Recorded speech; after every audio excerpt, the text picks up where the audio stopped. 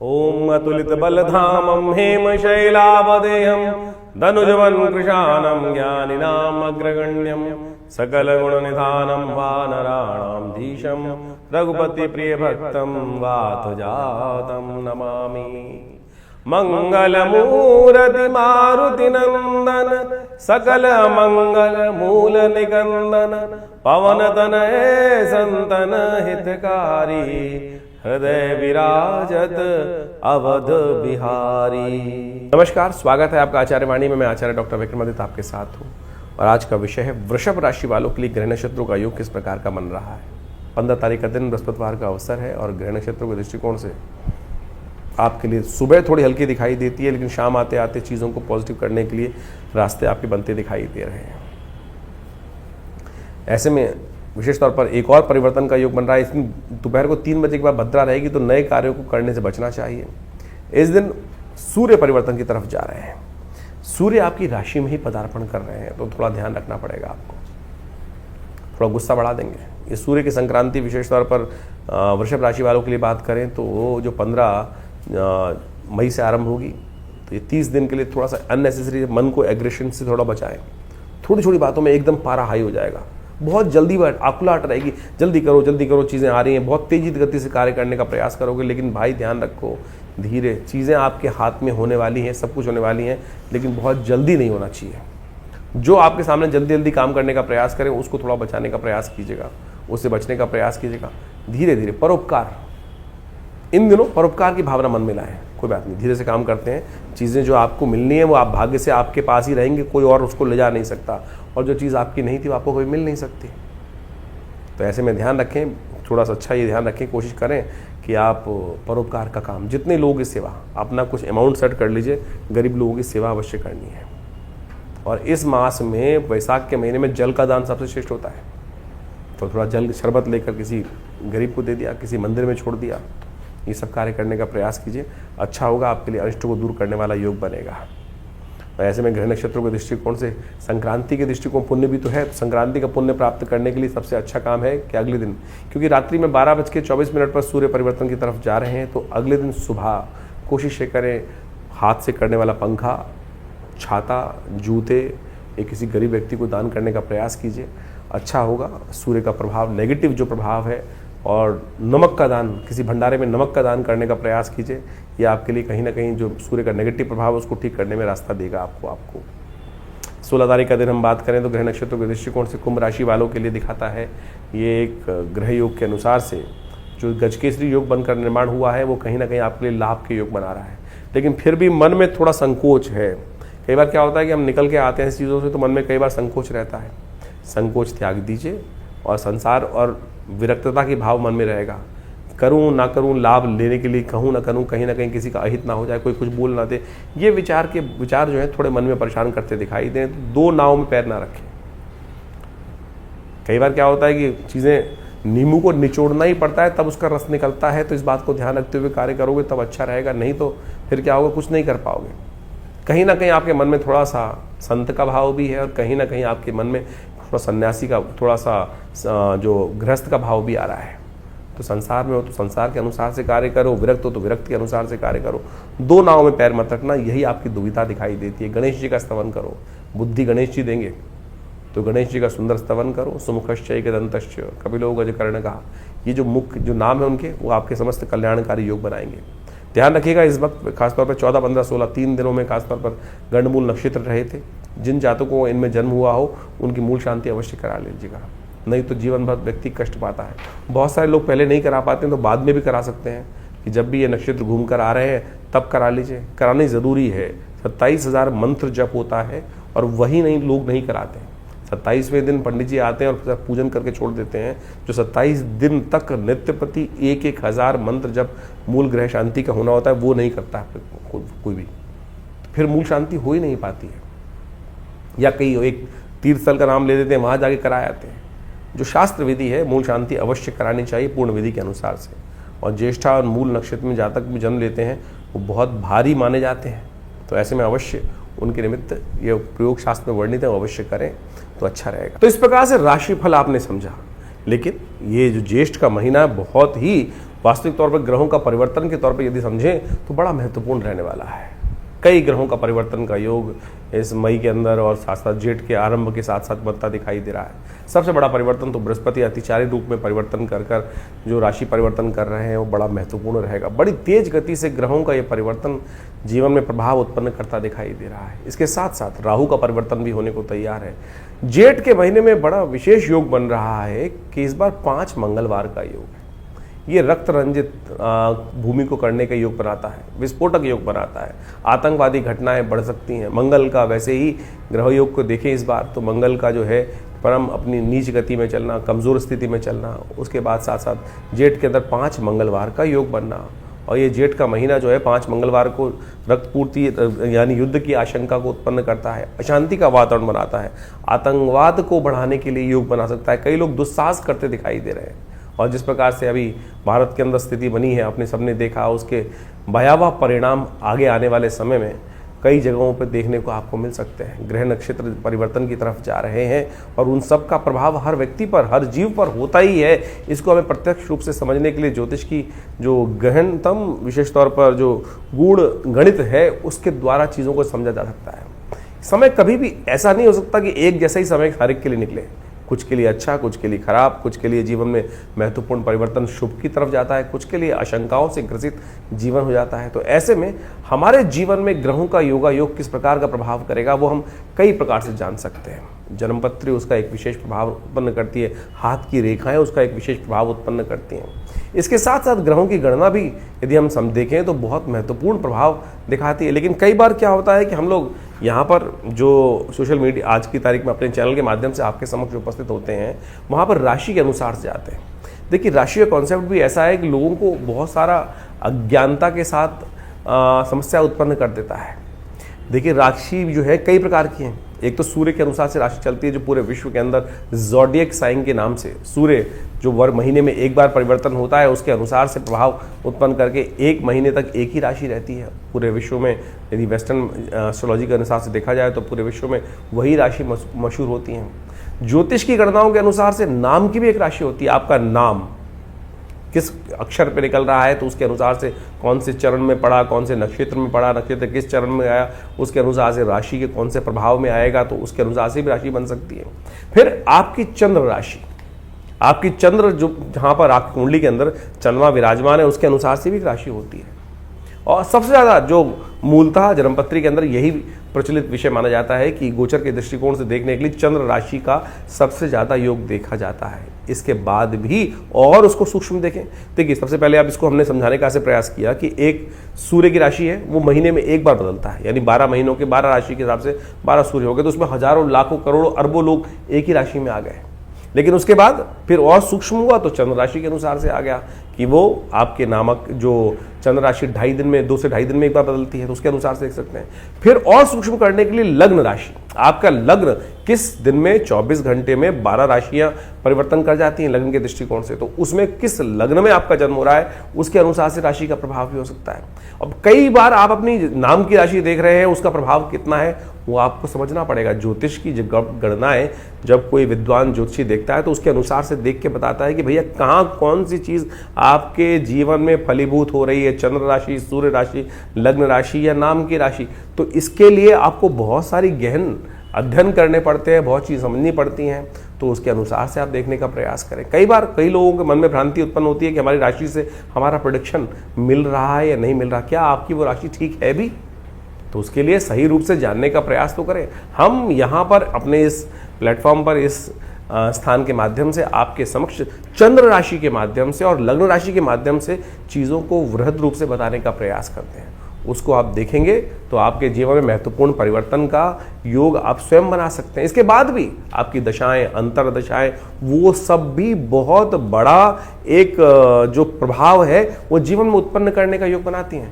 तो ऐसे नहीं कि ज्योतिष को हम बहुत ऐसे ही देख लें, तो आपको कोशिश ये करें, हमने गोचर के दृष्टिकोण से इस राशि फल को आपके समक्ष रखा है और उसको समझें। उसका जो बाह्य रूप है उससे आपको बहुत सारी चीज़ों को सही रूप से ज्ञान प्राप्त करने का रास्ता प्राप्त होगा। उपाय के बारे में भी बहुत सारी चीज़ें हम इस कार्यक्रम के माध्यम से एक नई व्यवस्था आपके समक्ष उपस्थित करने का प्रयास कर रहे हैं। आज सबके सब समाज के लोग टूने टोटकों में फंस गए हैं। ऐसा कर लो, ऐसा कर लो, ऐसा कर लो, ऐसा कर लो।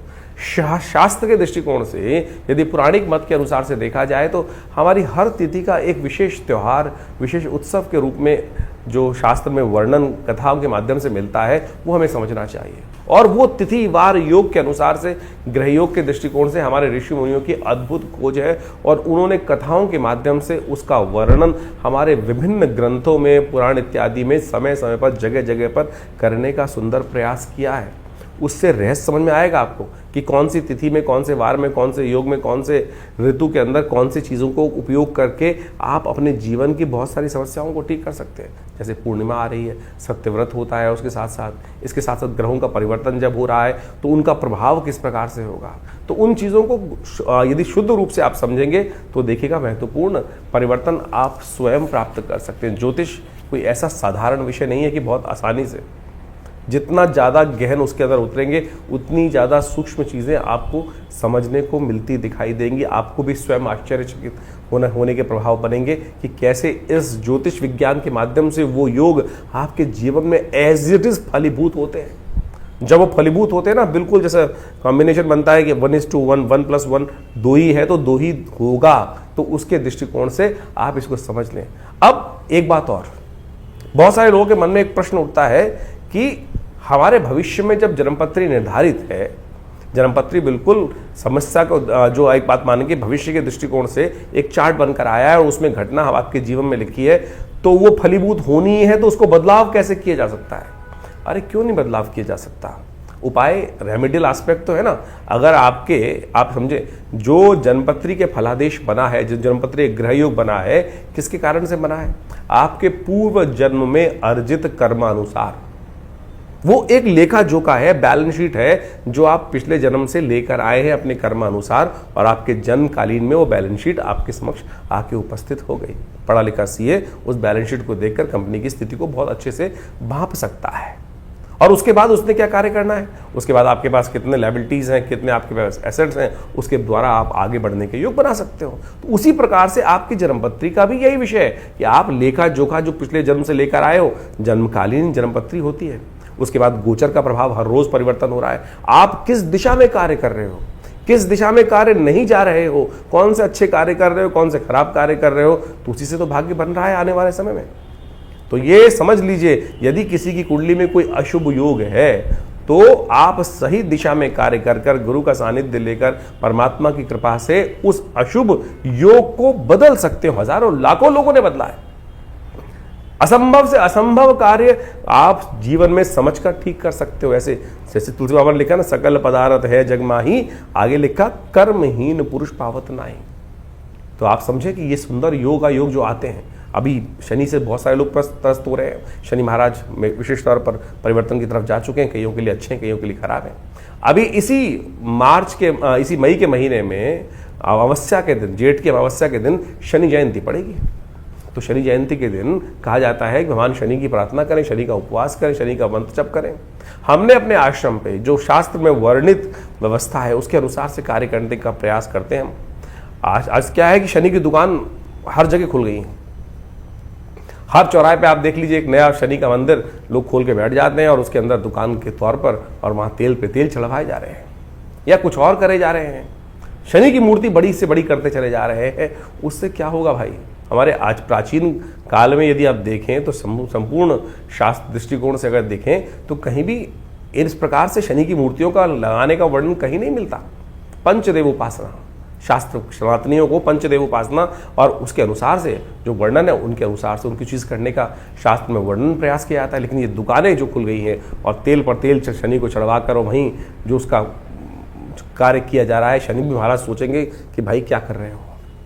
हमने शास्त्र में वर्णित तरीकों के अनुसार से इस बार हनुमान चालीसा के 100 पाठ, जो शतबार पाठ पढ़ जो ही छूटई बंद महासुख हुई, हनुमान जी को शनि ने स्वयं आशीर्वाद दिया और उसके अनुसार से हमने ये कार्य करने का प्रयास किया कि आने वाले अभी जो शनि जयंती है उसमें विशेष तौर पर विवेकानंद योगाश्रम में करीब करीब 100 पाठ हनुमान चालीसा के शनि जयंती के दिन किए जाएंगे। शनि ग्रह शांति यज्ञ रखा जाएगा, उसमें शनि स्तोत्र, वैदिक मंत्रों के द्वारा, विभिन्न शास्त्र में वर्णित प्रयोगों के द्वारा शनि ग्रह के दुष्प्रभावों को शांत करने के लिए कार्य किया जाएगा। और जेठ का महीना तो वैसे ही बहुत श्रेष्ठ है।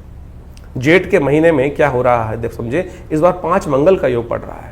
एक तरह से विश्व को अशांत करने के लिए घटनाएं बहुत व्यापक रूप से आपके समझ घटेंगी।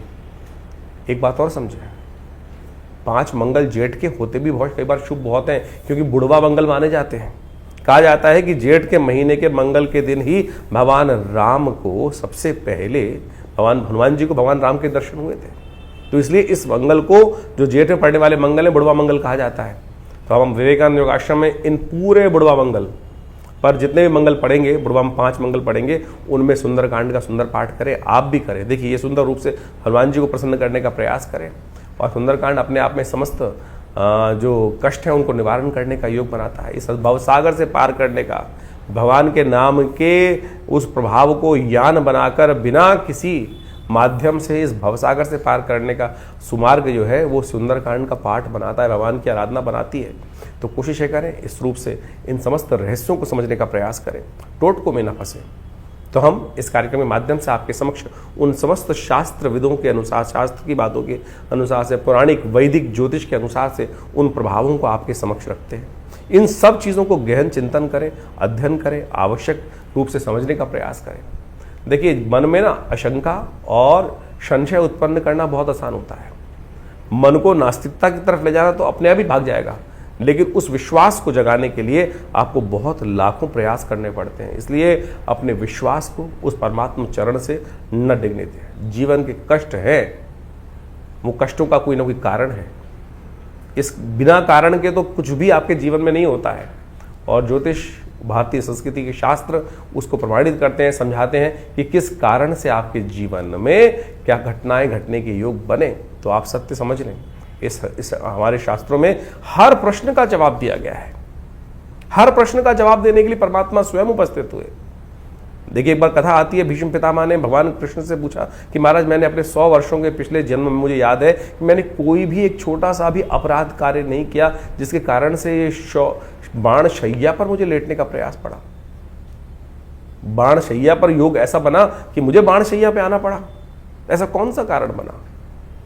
तो भगवान ने उसका भी जवाब दिया। तो शास्त्र में आप समझें कि आपके समस्त प्रश्नों का जवाब है, लेकिन विश्वास के साथ। जवाब उसका दिया जा सकता है कि जो शास्त्र मत के अनुसार से हो। तो इसलिए व्यंग्यात्मक तौर पे जो प्रश्न उत्पन्न होते हैं तो उनका तो कोई जवाब नहीं है। तो इसलिए आप शास्त्र के दृष्टिकोण से इन समस्त विवेचनाओं को जो हमने ग्रह गणनाओं के आपके समक्ष उपस्थित किए हैं उन सबको समझें। आपका ज्योतिष विज्ञान, भारतीय संस्कृति का ज्योतिष विज्ञान अनादिकाल से भगवान की प्रेरणा से उत्पन्न किया गया है और हम सबके कल्याण के लिए उत्पन्न किया गया है। उन सब के सुंदर रहस्यों को हम समझकर अपने जीवन में सुख की तरफ, कल्याण की तरफ, परमात्मा के चरणों की तरफ अपने आप को उद्धृत करने का, आगे बढ़ाने का प्रयास करेंगे तो बहुत शुभ होगा, कल्याण के योग बनाना दिखाई देगा।